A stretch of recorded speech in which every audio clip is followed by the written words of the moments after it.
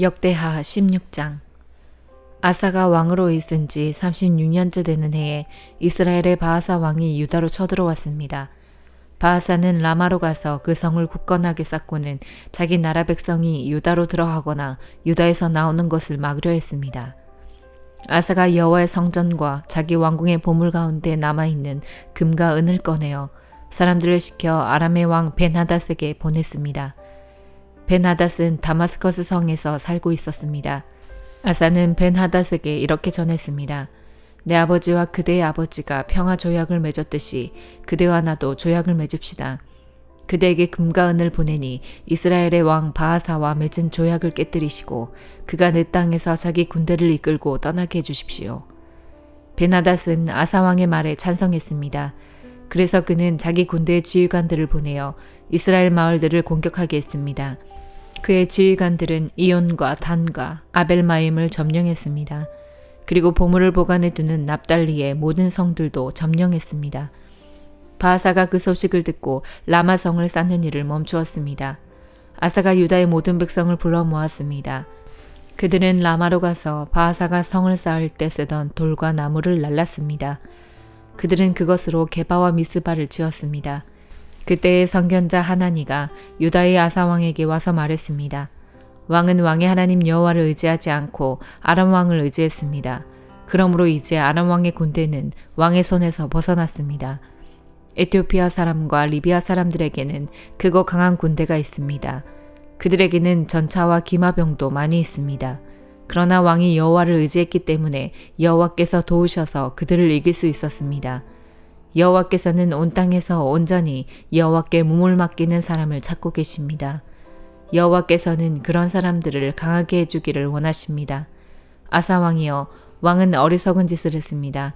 이제부터 왕은 여러 전쟁에 시달려야 할 것입니다. 아사는 선견자 하나니의 말을 듣고 화가 나서 그를 감옥에 가두었습니다. 아사는 그때의 다른 백성들도 압제했습니다. 아사가 한 일은 처음부터 끝까지 유다와 이스라엘 왕들의 역사책에 적혀 있습니다. 아사가 왕으로 있은 지 39년째 되던 해에 그의 발에 병이 났습니다. 그의 병은 아주 심한 병이었습니다. 그러나 아사는 그렇게 아프면서도 여호와를 찾지 않고 의사들만 찾았습니다. 그래서 아사는 왕으로 있은 지 41년째 되던 해에 죽었습니다. 백성들은 아사가 다윗성에 미리 준비해둔 무덤에 묻어 주었습니다. 백성은 아사를 침대 위에 눕혔습니다. 그 침대는 온갖 향료를 섞어 만든 향으로 가득한 침대였습니다. 그리고 백성은 아사를 기념하기 위해 큰 불을 밝혔습니다. 요한계시록 5장. 나는 보좌에 앉으신 분의 오른손에 두루마리 하나가 있는 것을 보았습니다. 그 두루마리는 앞바퀴로 글이 씌어 있었고 7개의 도장이 찍혀 봉해져 있었습니다. 힘 있는 한 천사가 큰 소리로 외쳤습니다. 누가 이 봉인을 떼고 두루마리를 펼 수 있겠는가? 그러나 하늘에도 땅에도 지하에도 그 두루마리를 펴서 읽을 만한 사람은 없었습니다. 나는 그 두루마리를 펴 읽을 사람이 없다는 것을 알고 울고 말았습니다. 그러자 장로 가운데 한 사람이 내게 말하였습니다. 울지 마시오. 유다 지파의 사자가 승리하였습니다. 그분은 다윗의 뿌리입니다. 그분께서 7군데 봉인을 떼고 두루마리를 펴실 것입니다. 그때 나는 내생물에 둘러싸여 보좌 가운데 어린 양이 서 계신 것을 보았습니다. 장로들 역시 어린 양 주위에 서 있었습니다. 어린 양에게는 전에 죽임을 당한 듯한 흔적이 있었습니다.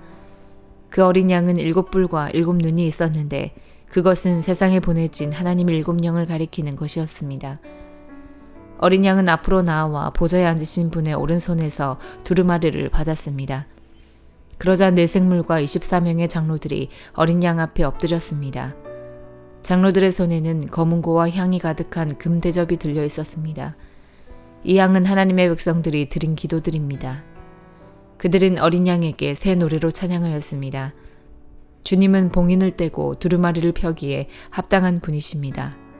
주님은 죽임을 당하셨고 그 흘리신 보혈의 대가로 모든 민족, 언어, 나라를 넘어서 하나님의 백성을 사셨습니다. 피로 산 그들을 하나님 나라의 제사장으로 삼으셨으니 그들이 이 땅을 다스릴 것입니다. 그 후 나는 수많은 천사들의 음성을 들었습니다. 천사들은 보좌와 내생물과 장로들을 둘러싸고 있었습니다. 그 수가 너무 많아 셀 수조차 없었습니다. 천사들은 큰 소리로 외쳤습니다. 죽임을 당하신 어린 양은 능력과 부귀와 지혜와 힘, 존귀와 영광과 찬양을 받으실 분이십니다. 하늘과 땅과 땅 아래 바다에 있는 모든 것들이 외치는 소리도 들었습니다.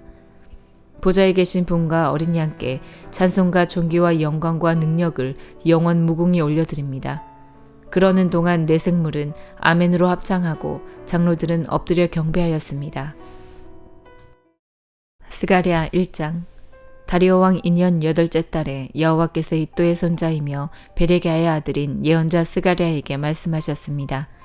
나 여호와가 너희 조상에게 크게 노하였다. 그러므로 너는 백성에게 말해라. 만군의 여호와께서 말씀하셨다. 나에게로 돌아오라. 만군의 여호와의 말씀이다. 나도 너희들에게 돌아가겠다. 만군의 여호와께서 말씀하셨다. 너희 조상처럼 되지 마라. 옛적의 예언자들이 너희 조상을 향해 만군의 여호와께서 너희 악한 길과 악한 짓을 버리라고 말씀하셨다 하고 말했다. 그러나 너희 조상은 내 말을 듣지도 않았고 귀를 기울이지도 않았다. 여호와의 말씀이다. 너희 조상들이 어디 있느냐? 예언자들이 영원히 살겠느냐? 내가 내 종 예언자들에게 명령하였던 내 말과 규례들을 너희 조상이 무시하였다. 결국 그들은 만군의 주께서 우리의 행실과 행위에 따라 우리를 벌하시려고 생각하셨던 대로 우리에게 그같이 행하셨도다 라고 후회하며 말했다. 다리오 왕 2년 11째 달 곧 스발월 24일에 여호와께서 이또의 손자이며 베레기야의 아들인 예언자 스가랴에게 임하셨습니다. 지난밤에 내가 환상을 보았다. 어떤 사람이 붉은 말을 타고 골짜기의 화석류 나무 사이에 서 있었다. 그 사람 뒤에는 붉은 말, 갈색 말, 흰 말들이 있었다. 내가 물었다. 주여, 이것들이 무엇입니까? 나와 더불어 말하던 천사가 대답했다. 이 말들이 무엇인지 내가 보여주겠다. 그때 화석류 나무 사이에 서 있는 사람이 말했다. 이 말들은 여호와께서 온 땅을 둘러보라고 보내신 말들이다. 그때 말 탄 사람들이 화석류 나무 사이에 서 있는 여호와의 천사에게 말했다. 우리가 온 땅을 둘러보니 모든 것이 조용하고 평안했습니다. 그러자 여호와의 천사가 말했다. 만군의 여호와여, 언제까지나 예루살렘과 유다 성들에게 긍휼을 베풀지 않으시렵니까? 벌써 70년 동안이나 그들을 향해 진노하고 계십니다. 그러자 여호와께서 나와 함께 말하던 천사에게 대답하셨다. 주의 말씀은 은혜로운 위로의 말씀이었다. 천사가 내게 말했다. 이 말씀을 선포하여라. 만군의 여호와께서 이렇게 말씀하셨다. 내가 예루살렘과 시온을 열렬히 사랑한다. 그러나 안일함을 즐기는 다른 나라들에게는 크게 진노한다. 내가 나의 백성에게 조금밖에 화내지 않았으나 그들은 나의 생각보다 더 많이 내 백성을 괴롭혔다. 그러므로 나 여호와가 이렇게 말한다. 내가 긍휼을 보이기 위해 예루살렘으로 돌아가겠다. 내 성전이 다시 세워질 것이다. 나 만군의 여호와의 말이다. 사람들이 측량줄을 가지고 예루살렘을 다시 짓게 될 것이다. 또 이와 같이 선포하여라. 만군의 여호와께서 이렇게 말씀하셨다.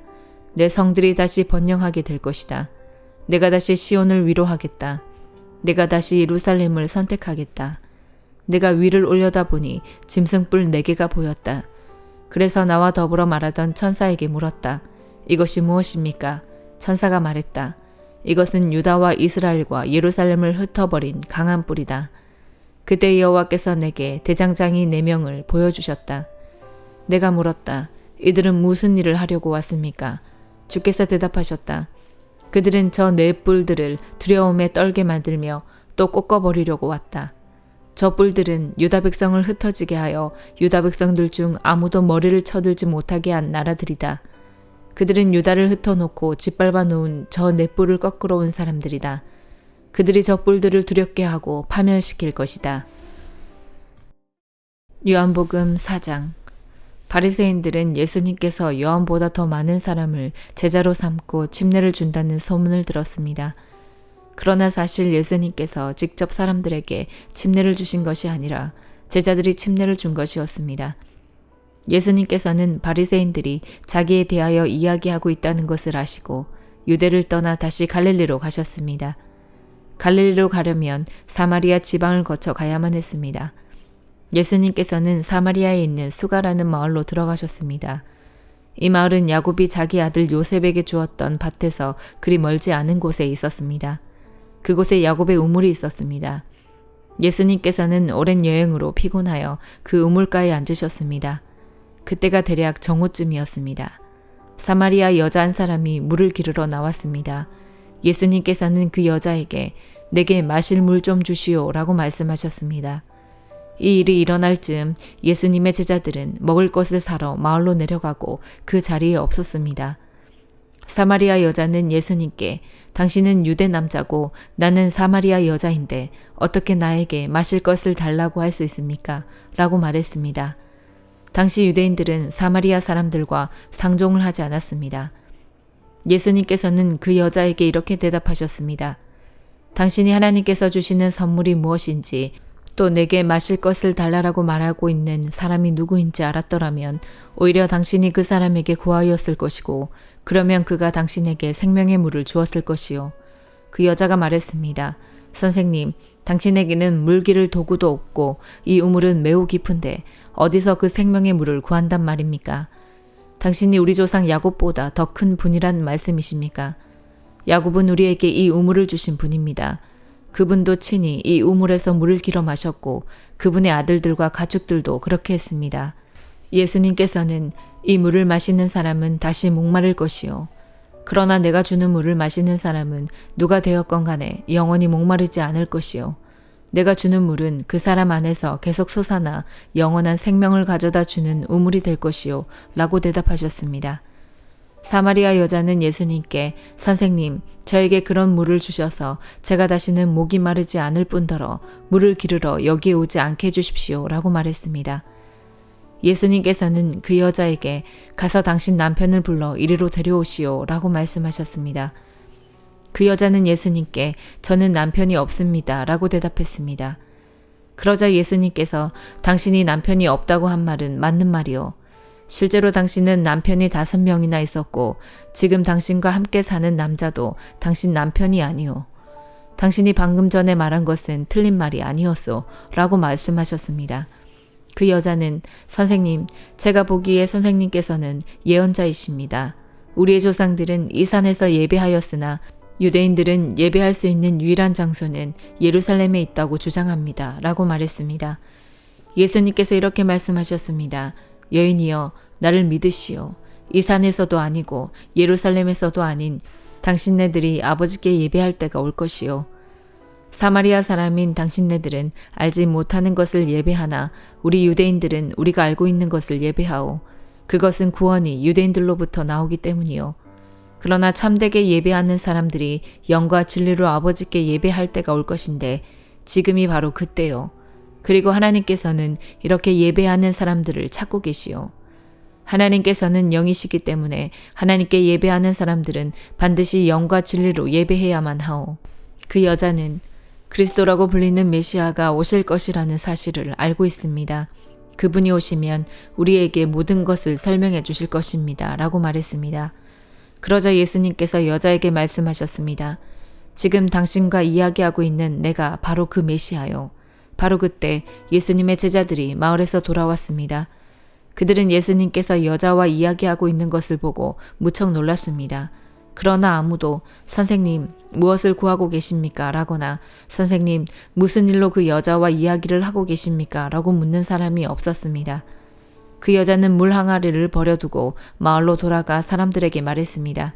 여러분, 이리 와서 내 과거의 일을 다 말해준 사람을 한번 보세요.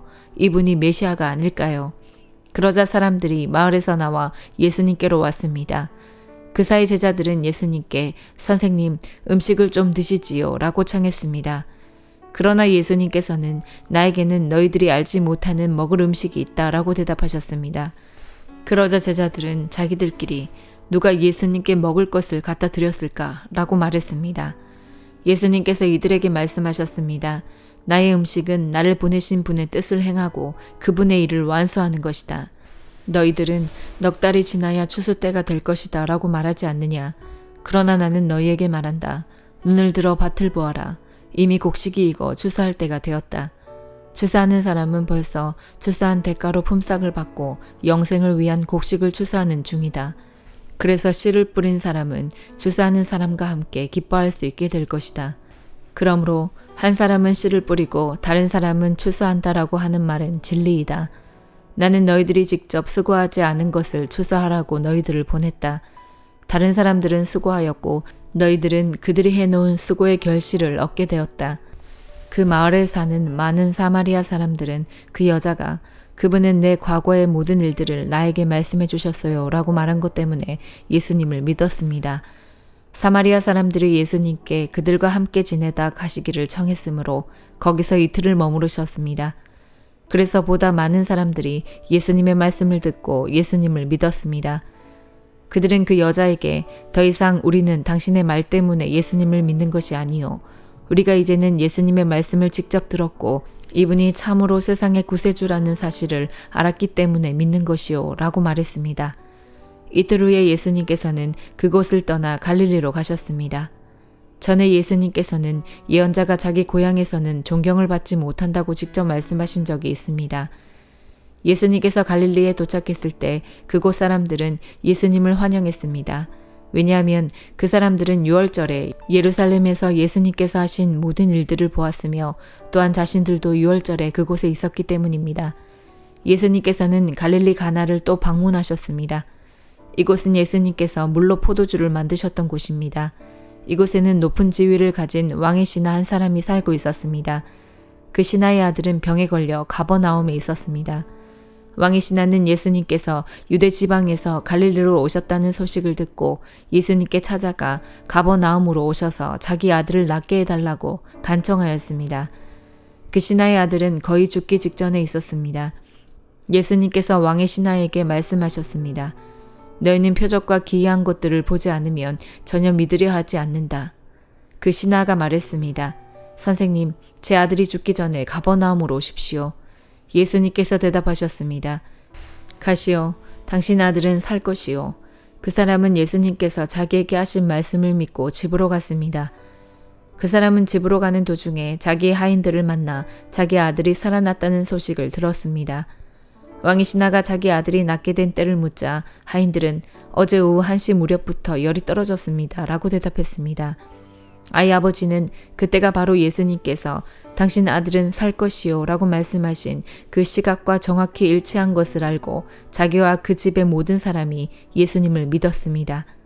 이것은 예수님께서 유대에서 갈릴리로 오신 후 행하신 두 번째 표적이었습니다. 아멘.